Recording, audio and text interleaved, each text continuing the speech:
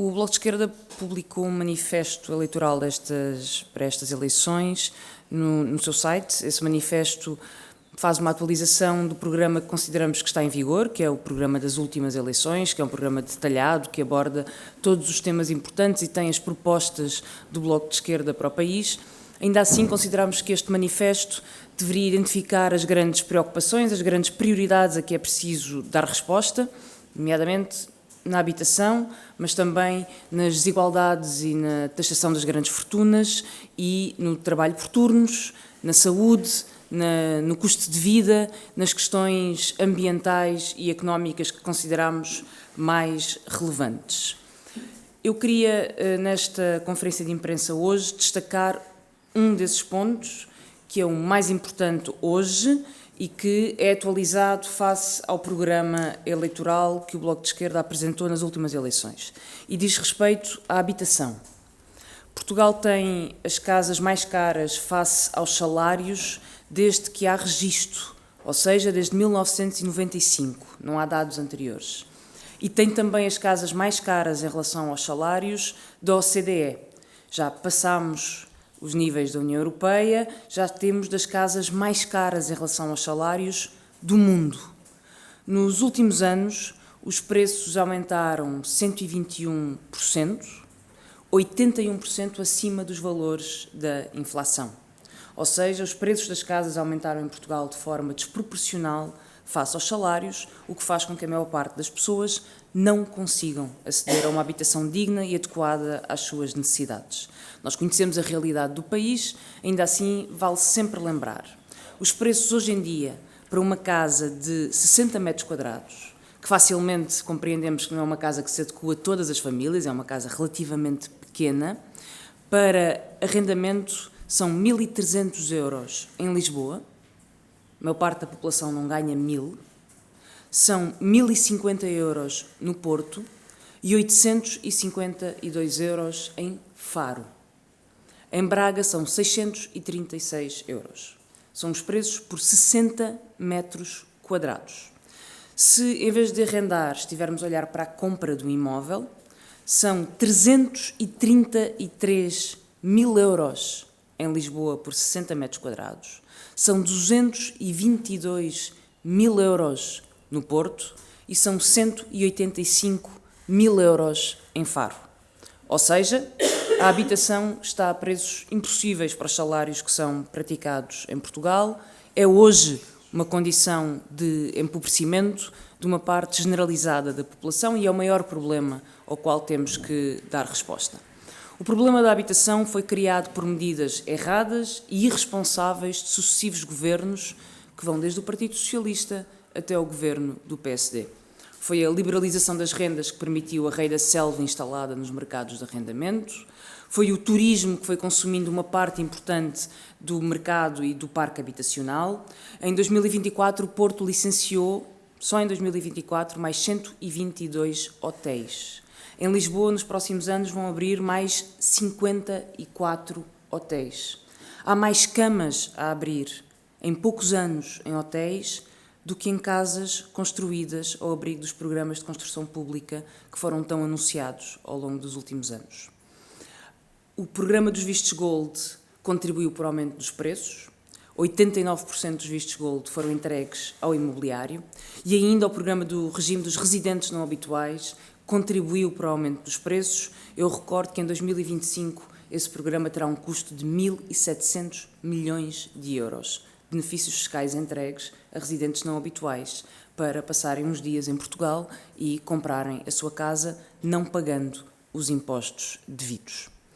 A crise da habitação tem vindo a gerar novos pobres, mas também novos milionários e é hoje uma condição das desigualdades.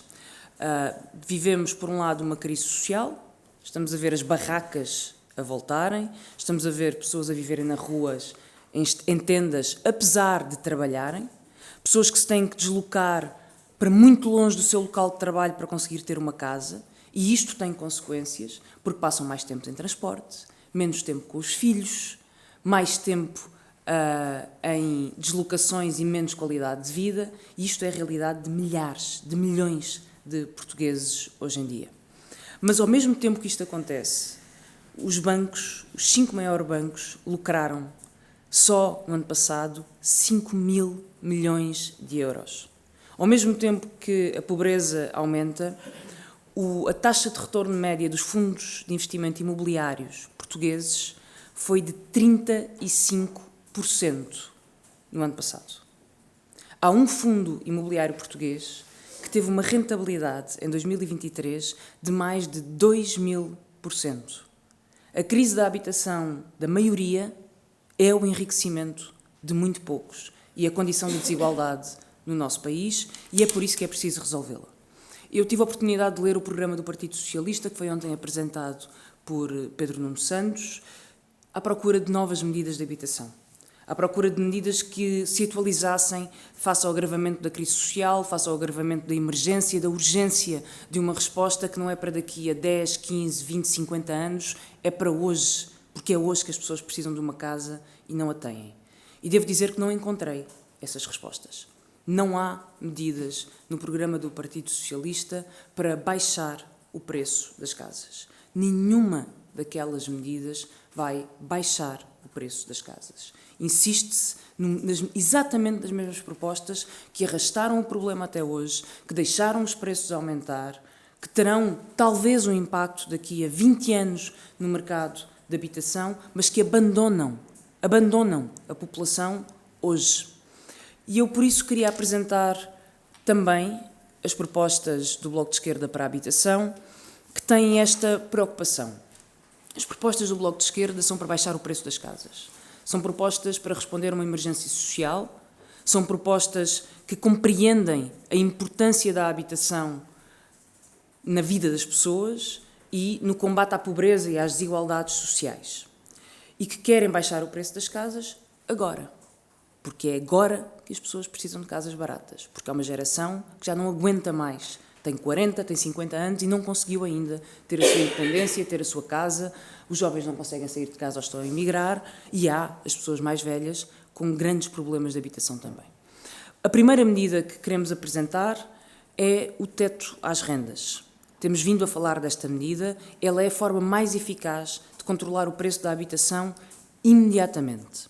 Este teto às rendas que propomos baseia-se em patamares que o Governo estabelece e que não podem ser ultrapassados em caso nenhum e que são patamares que respeitam o nível salarial em Portugal. Não podemos ter rendas de país milionário quando os salários são de país pobre.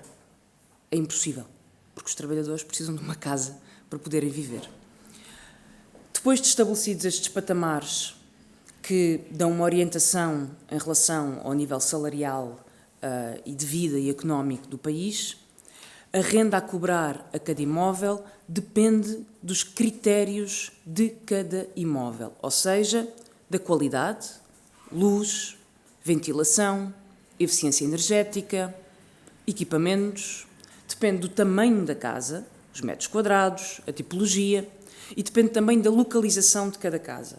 Desta forma, cada imóvel tem um preço específico. Cada imóvel tem uma combinação específica de critérios e uma renda adequada a esse mesmo imóvel.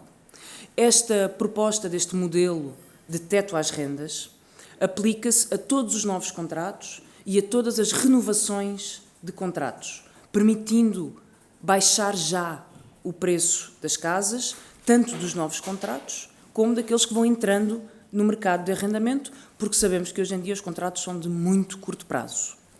Este modelo exige ainda que transformemos o atual balcão do arrendatário e do senhorio, balcão dos despejos, num balcão da habitação. Ou seja, uma entidade que regula a aplicação deste controle de rendas, que garante que os inquilinos a podem fazer valer e que o faz de forma célere. Um balcão, um verdadeiro balcão da habitação. O modelo que estamos aqui a propor é, em tudo, semelhante ao que está em vigor neste momento nos Países Baixos. Pode ser consultado, existe, resulta e baixa o preço das casas. É possível fazer isto num curto espaço de tempo, de forma a ter rendas que são adequadas aos níveis de salários e de vida em Portugal e adequadas a cada casa de cada pessoa, a cada tipologia, a cada necessidade. A segunda proposta que fazemos diz respeito à simplificação atual da legislação de arrendamento e baseia-se simplesmente em uniformizar as várias leis que estão dispersas e que dificultam e complexificam o arrendamento em Portugal e o acesso à informação. Para que o controle às rendas funcione, aliás, para que qualquer apoio às rendas funcione, é preciso combater o mercado informal. Porque se as rendas não estão no mercado formal, se os senhorios não alugam no mercado formal, é impossível ter controle às rendas e é impossível também, por exemplo, que os apoios à renda possam funcionar. Porque os inquilinos não conseguem dizer que têm um arrendamento por aquele preço porque simplesmente é informal o arrendamento. É preciso, desde já, encontrar um mecanismo para formalizar os contratos de arrendamento, para legalizar o mercado de arrendamento em Portugal. E isto só se faz de uma forma, dando poder aos inquilinos. Ou seja, os inquilinos podem e devem, de acordo com esta proposta, denunciar os contratos ilegais que têm, fazendo prova deles através da forma como pagam ao seu senhorio, e há provas de transferências, qualquer prova serve, mas fazendo esta denúncia, estes inquilinos estão protegidos com um contrato de 5 anos. Ou seja, não há o incentivo para os senhorios retaliarem contra os inquilinos. O que acontece muitas vezes é que os inquilinos estão numa posição de fraqueza e os senhorios dizem: se não queres aqui nestas condições, procura outra. E por isso os inquilinos nunca denunciam os contratos informais. O que nós estamos aqui a dizer é: se quiser denunciar o seu contrato informal, o senhorio vai ser obrigado a dar-lhe um contrato de 5 anos.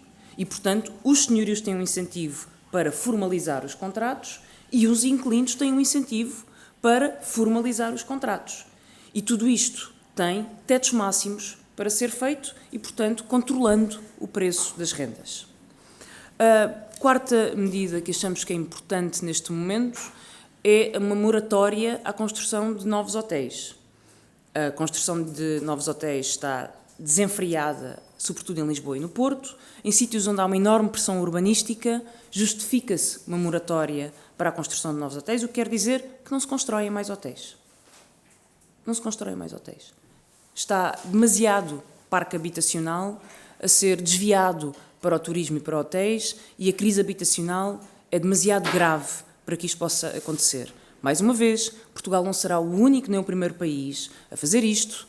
A Holanda, Amsterdão, nomeadamente, já tem uma moratória sobre novos hotéis e, aliás, já pôs um limite ao número de turistas que aceita receber. Por toda a Europa, as cidades estão a tomar medidas para controlar o turismo excessivo, para controlar os hotéis em excesso, para controlar o alojamento local, o que me leva à seguinte proposta neste programa, que tem precisamente a ver com o alojamento local. O alojamento local tem de ser controlado, tem que existir incompatibilidade com o direito à habitação e não pode tomar partes significativas do parque habitacional das cidades e dos bairros e das freguesias. E por isso nós propomos que a verificação do alojamento local seja feita ao nível da freguesia ou até do bairro, nas zonas em que se justifique. Em Lisboa e no Porto justifica-se que seja ao nível do bairro, em muitos casos, que é a unidade estatística mais pequena que o INE usa, é o bairro, e que não possa ultrapassar 2,5% da freguesia ou do bairro. As licenças de alojamento local têm que ter 2 anos para permitir que as câmaras possam ajustar as licenças a estes limites de 2,5%.